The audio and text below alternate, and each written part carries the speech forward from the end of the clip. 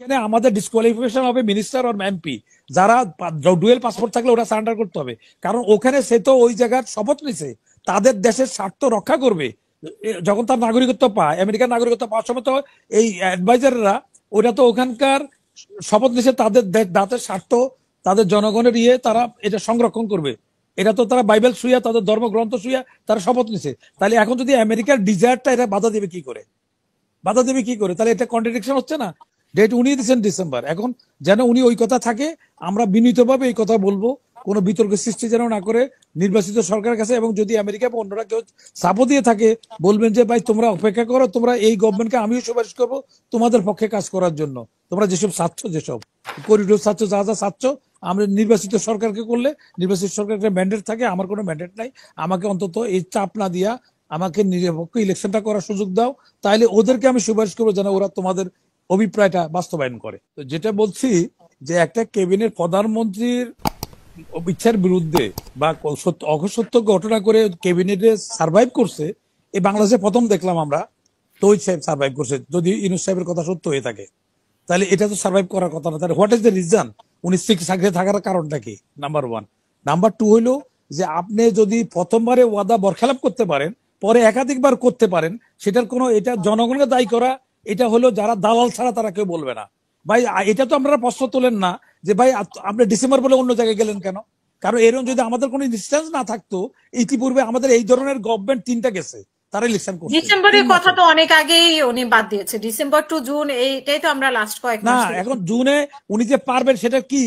এই এই যে এক বছরের মধ্যে একটা জায়গা ওয়ার্কেবল করতে পারে নাই, একটা জায়গা ওয়ার্কেবল করতে পারে নাই উনি। আর তারপরে ওনার এত প্রভাব দিয়া যে টাকাগুলি লুট করছে, আমি বলি যে টাকাগুলি লুট করে আসছে ওনার এত বিশ্বে এত জায়গায় ওনার প্রভাব, তো তাইলে টাকাগুলি একটা টাকা তো আনতে পারে, চুরির টাকা, স্মাগলিং টাকা যেগুলি মানি ল্যান্ডারে গেছে, একটা টাকা তো আনতে পারেন নাই। তো এটা পারেন নাই কেন? তাহলে কোনটা সক্ষমতা কোন জায়গায় আছে? এখানে আগেও হাসিনা টাকা চাপাইছে, এখন ওনারাও টাকা চাপাচ্ছে।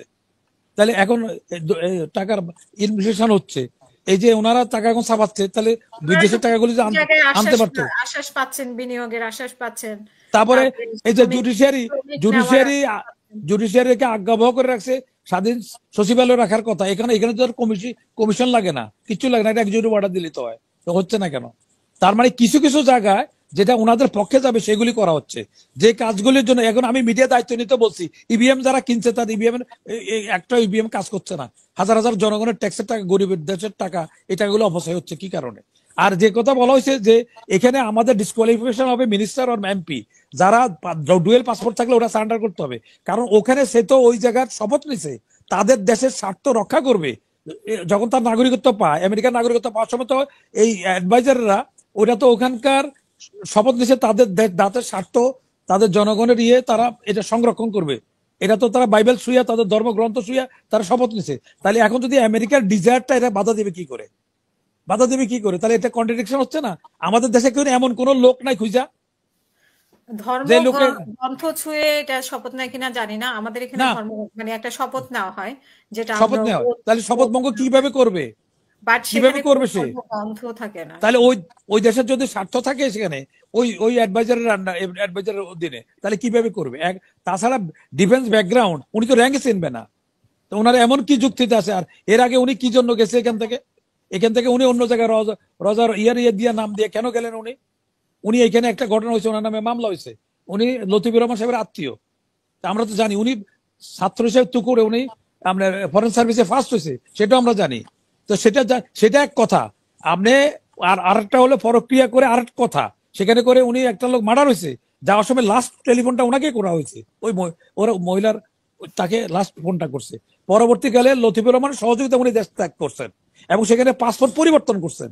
তাহলে এখানে যদি আজকে উনি না থাকে, খলিলুর রহমান সাহেব না থাকে, খলিলুর রহমান ব্যক্তি হিসেবে ভালো লোক, ঠিক আছে, কিন্তু ওনার এই যে কতগুলো ডার্ক সাইড আছে, তাহলে সেই বৎসর জন্মটা কে দিল? সেই জন্ম কি জনগণ দিছে? সন্দেহ যে সৃষ্টি করছে সরকার নিজেই। তারপরে সরকার উল্লেখযোগ্য কোনো অ্যাচিভমেন্ট দেখাতে পারে না এক বছরে। যদি এরকম উল্লেখযোগ্য কিছু দেখাতে পারতো, আমরা সবাই নিজে ওনার পক্ষই নেমে যেতাম যে আরো এক বছর থাকুক উনি। তো যেহেতু উনি পারেন নাই, সময় নষ্ট না করিয়া তাড়াতাড়ি জনগণের ক্ষমতা জনগণকে হস্তান্তর করাটাই শ্রেয় বলে আমি মনে করি। সেই জন্য, আর তাছাড়া ওনার 84 বছর বয়সে কি চাওয়ার আছে, ওনার কি বা ভবিষ্যৎ আছে? তাইলে এই বিতর্কের ওনার যে অর্জনটা সম্পূর্ণ ম্লান হয়ে যাবে।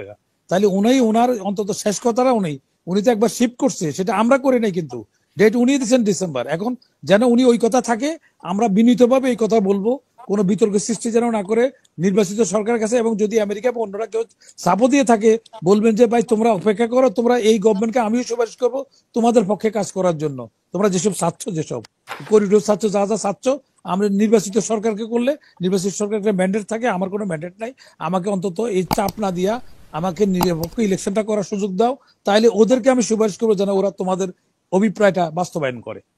ধন্যবাদ।